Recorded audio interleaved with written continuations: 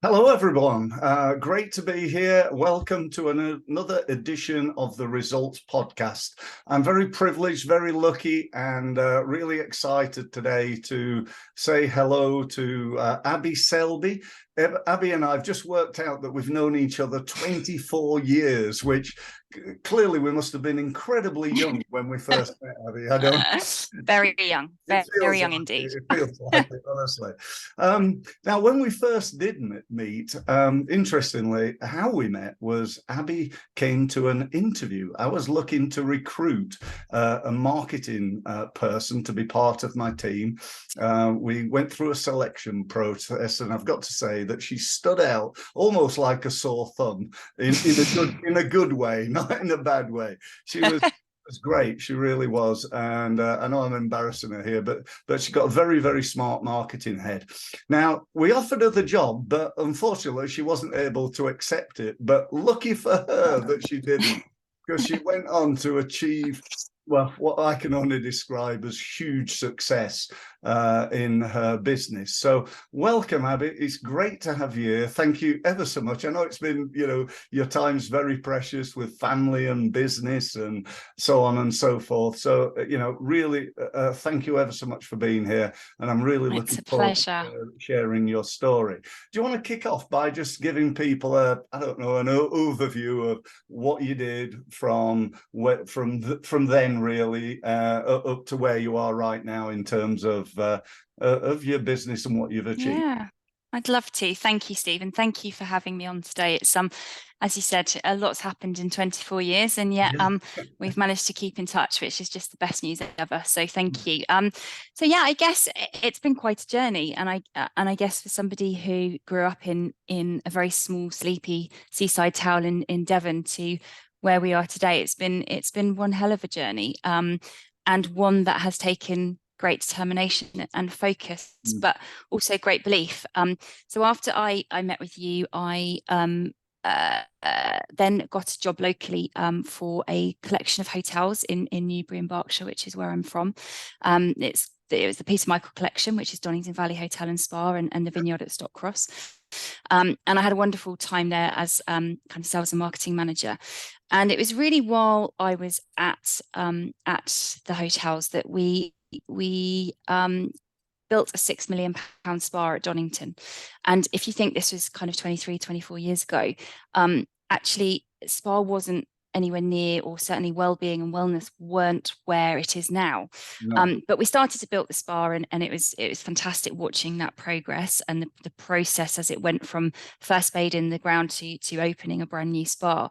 And I was managing the third party relationships at the time, with kind of existing what we class as OTAs, which are essentially kind of third party spa partners, at the time, to help promote the spas both at Donington and at the Vineyard. And there was only a couple, really. There was only really two that I was working with, and I guess I kind of got a feel for what was needed. At the time, not only were we building a spa, but every other kind of hotel in the country was talking about spa, and spa started to kind of come through in the press a bit more. Mental health started to be a bit more kind of prevalent in conversation.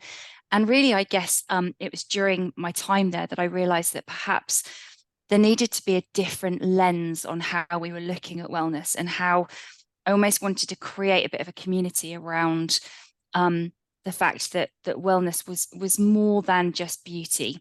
Because essentially what I researched and what I found out during my time at Donington was that kind of spa was very much seen as hair and nails, was very beauty focused. And actually what I was seeing firsthand when I was working at Donington was that actually it was completely different. Yes, beauty is absolutely a part of spa, but it's certainly not the bit that I felt really kind of had the value.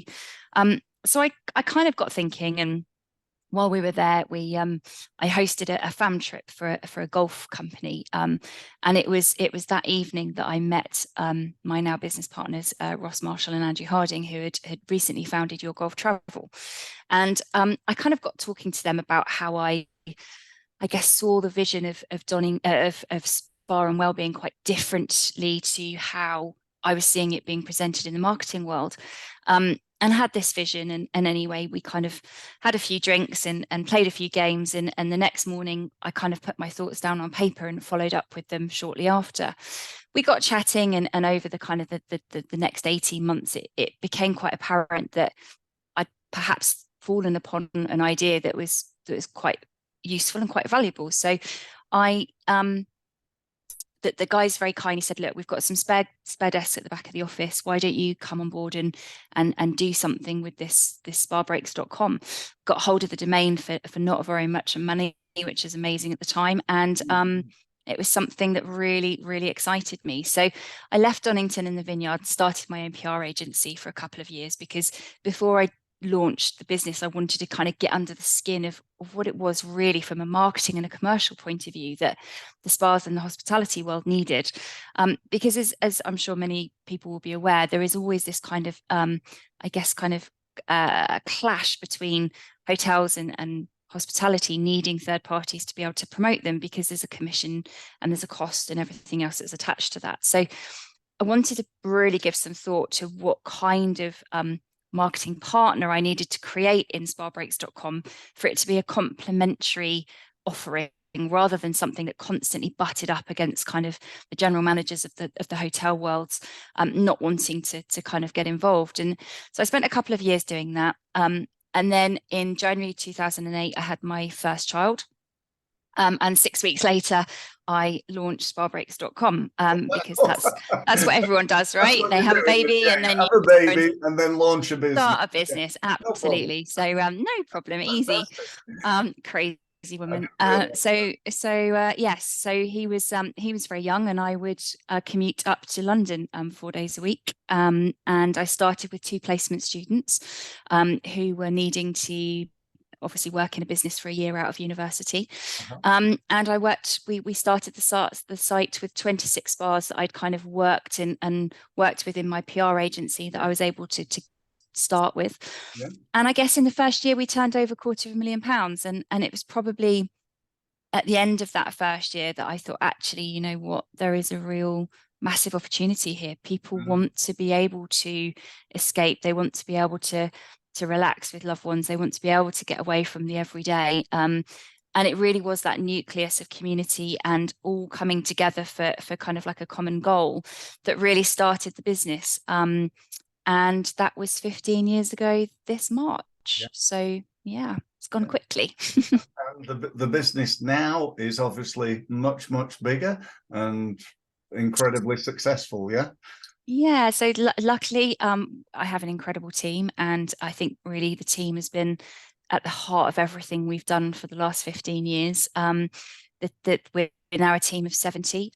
We will turn over in excess of 30 million this year, and last year we sent over 250,000 passengers and customers to spas, for over 500 spas in the UK and Ireland. So it's yeah, we had 11 million unique users come to the website, and I guess it is a phenomenal business in that it changes people's lives. And I think in its most superficial, yes, we're a booking agent, and yes, this machine kind of works really nicely. The team know what they're doing.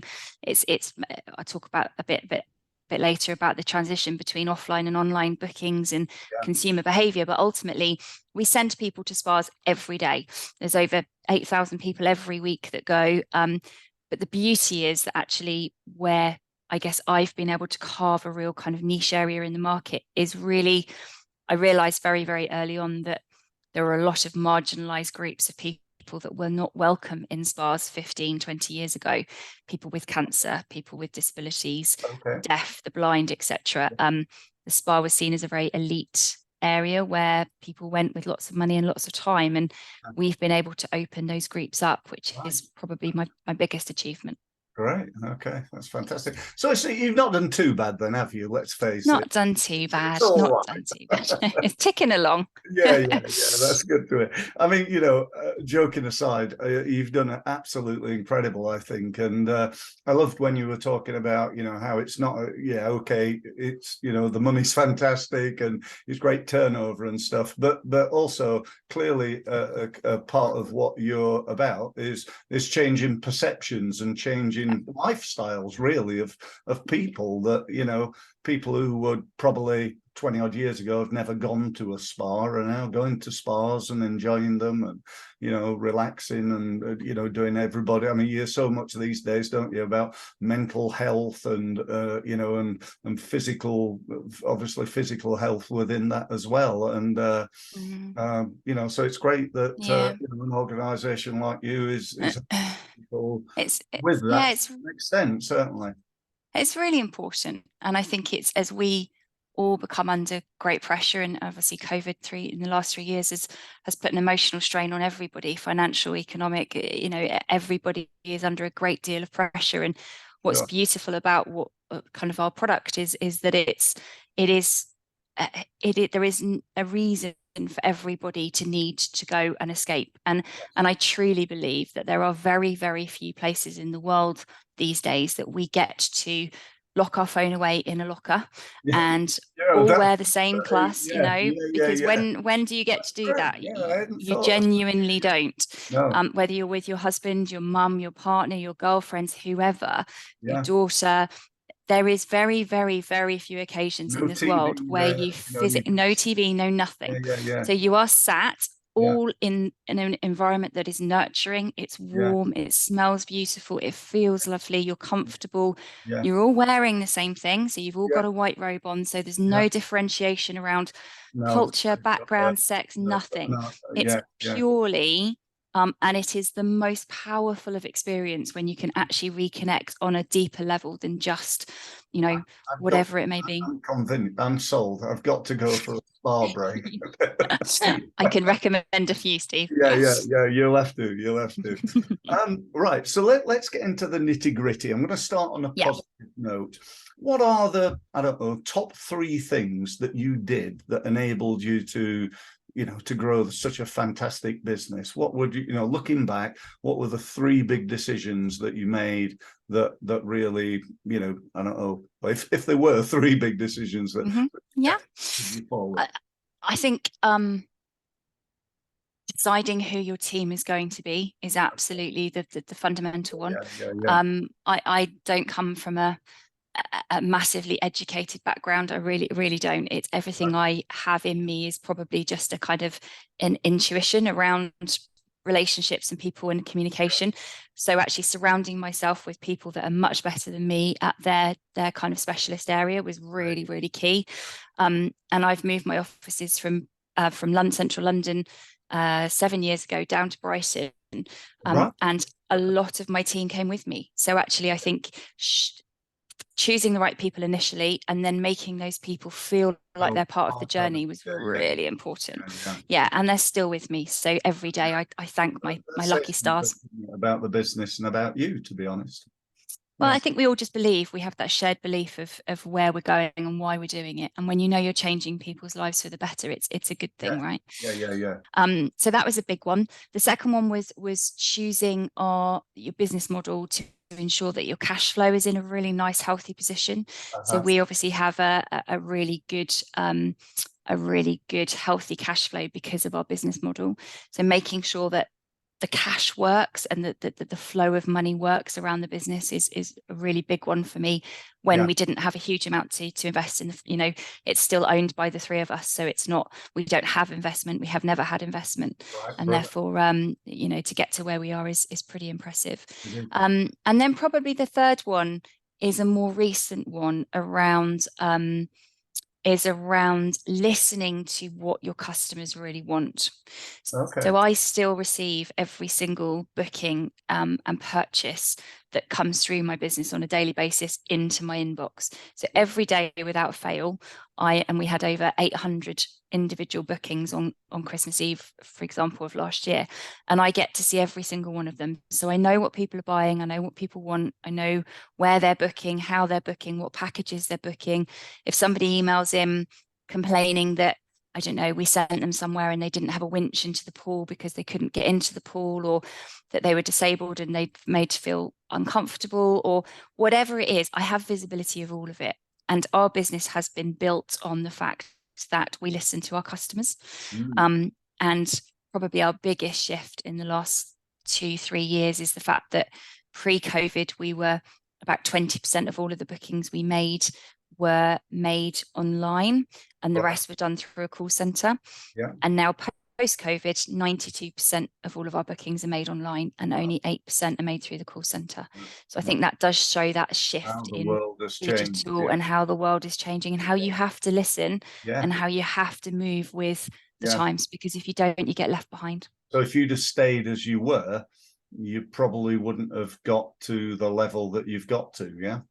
No, and it also, you can't grow, you can't, it's not, it's not sustainable from a growth point of view when you're so heavily reliant on people, when you want to be growing to the volumes that we do. No, I get that, I really do. So it's interesting you mentioned about how you've grown your business. I remember listening to a guy wrote a book called Good to Great. Do you know that one? Jim Collins. Okay, no. Okay. And he talks about getting the right people on the bus. He's like it's like a 7-step process to go from a good business to a great business. And he said one of the keys is getting the right people on the bus. And I think it's so true. I always remember my dad, actually, who knows nothing about business. He was a joiner, and he said to me that when you're in business, I was thinking of starting, and it's 27. I've been 27 years now, and he said to me, you're only as good as the people who work for you. And I think so that's true. True. So true. So true. And I've got to say, I, like you, I've been very lucky. I've had people. A lot of the people who've worked for me have worked for me for many years, and that's always really nice. It's the biggest compliment, isn't it? Yeah, I think it is. Yeah. So on the flip side, then, no doubt you've had downs. So what are for people listening more, I think, what are the mistakes that you think you've made, the challenges you've overcome? 2 or 3 of those would be really interesting to know. Not so easy. I guess I don't feel like I've made any mistakes, actually. I think I'm brave enough to say that I don't regret anything, and I don't think I've made any mistakes. There are definitely things I would have done differently, but I also believe that the more human and the more relatable you can be in business, the better, because actually we're all human and we all make mistakes. And if COVID taught me nothing, it was that, COVID taught me anything, it was that actually you can never take for granted anything. So on March the 20th, 2020, 23rd, 2020, I had a business that was heading for a record year. We had been going for 12 years, and I can honestly say to you that I don't think I ever truly appreciated just how brilliant the business was. So it ran like a well-oiled machine. Everyone was happy. The spas were happy with us. Everything was we were growing year on year. Everything was brilliant. March the 23rd, 2020, I sat at my desk at 8 o'clock that night, and my entire world pretty much fell apart, because as a spa business, a hospitality business, as you can imagine, everything shut. And it was horrific. And anybody in travel and anyone in the hospitality world will tell you just how horrible that night was. And I remember having 12 of my kind of senior managers on a call at 8 o'clock at night, and we literally had to pivot. In 24 hours, we became a complete customer service team. We write all of our own systems, we write all of our own development from a web point of view. So we then had to because of the nature of our product, we don't really get cancellations or anything like that. So we've never had to deal with mass kind of credit notes. And we Yeah. knew we couldn't refund, because if we refunded, it would just be it would be the end of the business. So like like many in the travel industry, we had to find ways around things. Yeah. And morally and ethically, when you talk to me about challenges, my business has Must have been been. built on integrity, and it's Yeah. been built on my name, my word. Yeah. And that night, I knew there was going to be a period of time, and at that point, obviously, nobody knew how long Sure. that period of time was going to be, that I was going to have to make decisions that went against everything that I believed in, Yeah. just to keep the business and going, and to keep Yeah. people in their jobs. I get that. I really do. And it was the hardest soul searching time, when I was also homeschooling 3 children. I Yeah. lost my father to Alzheimer's during COVID and wasn't able to grieve him or go and see him or say goodbye. And so trying to run a business, trying to keep 60, or it was 90 people at the time, 90 people's jobs going, understanding furlough and getting your head around all of that, while trying to navigate through this period of time where we had no idea when spas were going to come back, because naturally they're a very personal, very intimate kind of environment, and therefore they were the last to open. So we had to be really nimble. And again, my marketing team, my customer service team, the sales guys, everybody turned their hand to what we needed to do. Mm-hmm. And luckily for us, we created new products. We had our gift vouchers that we could continue to sell the dream of when COVID was over. But even then, we had kind of Scotland, England, Wales, Northern Ireland, Republic of Ireland, all opening different things at different times and closing things. And oh my God, it was just I mean, I got to say, oh I mean, we've been.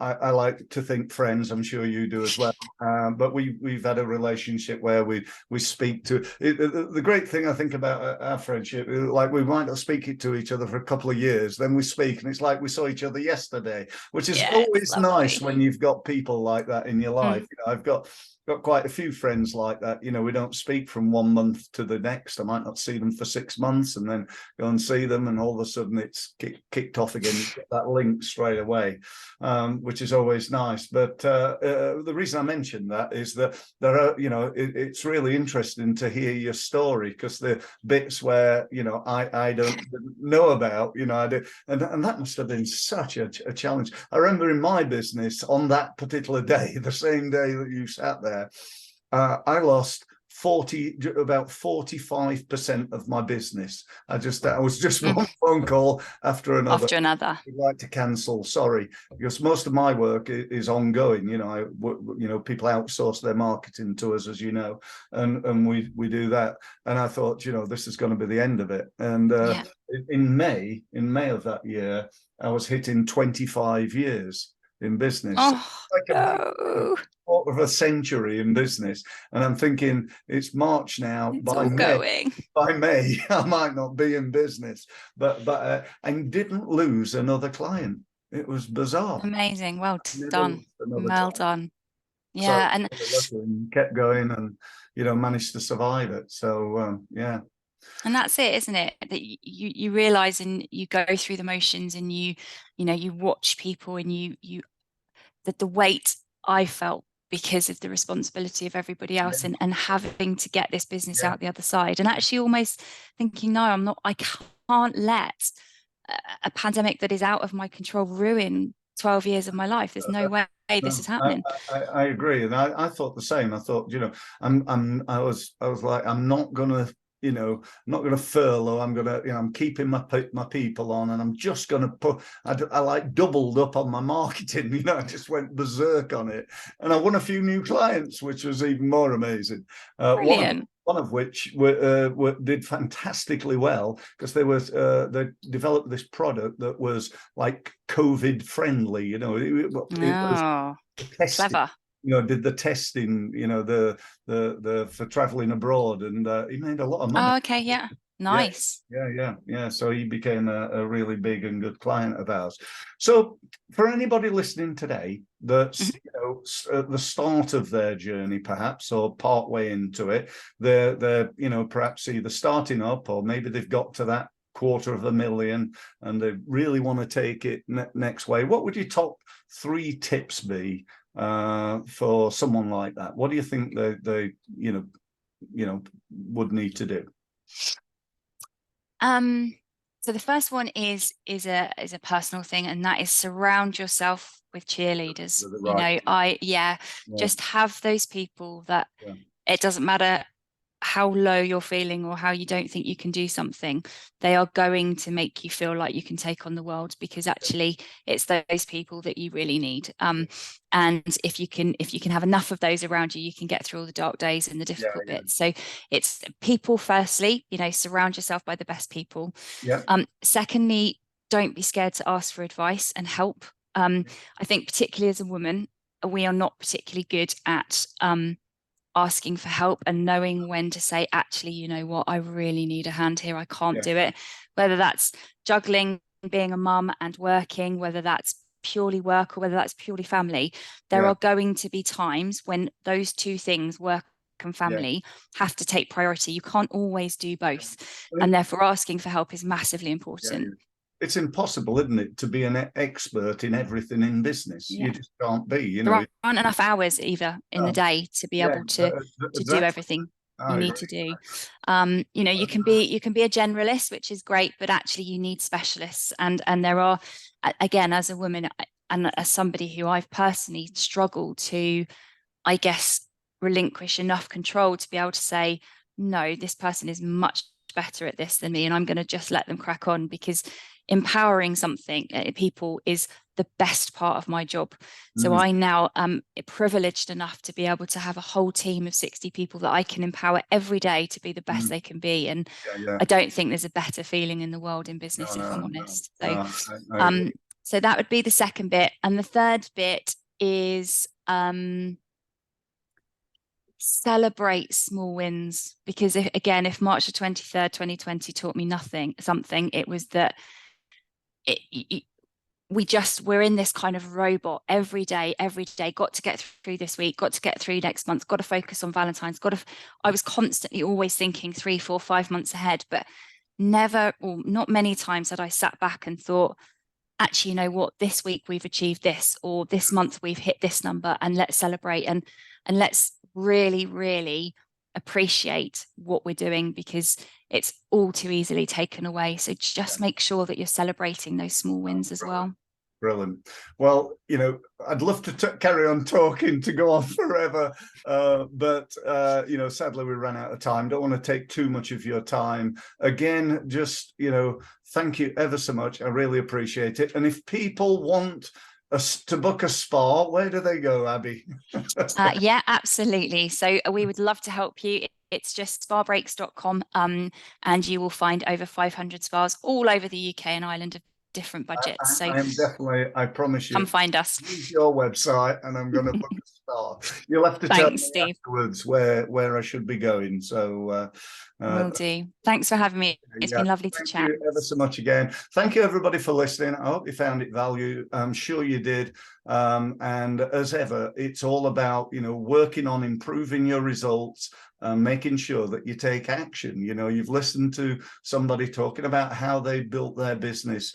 I'm sure there were many tips there that you could use in your business. So please take action and do so. And I look forward to speaking to you again on the Results Mastery podcast. Thank you very much for listening.